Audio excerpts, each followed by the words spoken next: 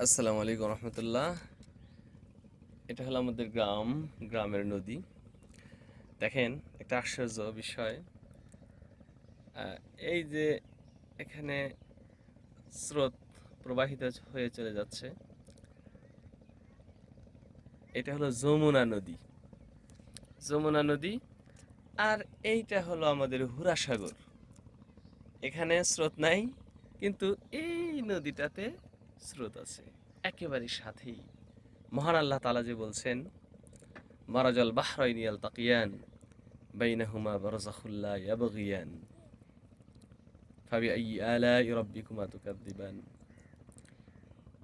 এই আয়াতেরই যেন প্রতিচ্ছবি আমাদের গ্রাম।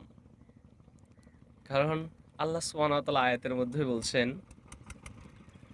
যে দুইটা সাগর মিলিত হয়, তারা একসাথে চলে যায়, বয়ে যায়, কিন্তু মাঝখানে থাকে একটা অন্তরায়। তো দুইটা পানি একসাথেই, কিন্তু অন্তরায় মাঝখানে, এক জায়গায় স্রোত প্রবাহিত হয়ে চলে যাচ্ছে, আর পাশে যে আমাদের হুরা সাগর, এখানে কোনো রকম মানে স্রোত নাই। এটা পানি বাড়ার কারণে হয়তো একটু আধটু হচ্ছে, কিন্তু আসলে স্রোত থাকে না বা নেই আর কি ওরকম। আহ, আমাদের যমুনা নদী, এটা হলো যমুনা নদীতে তো স্রোত থাকে। আল্লাহু আকবার।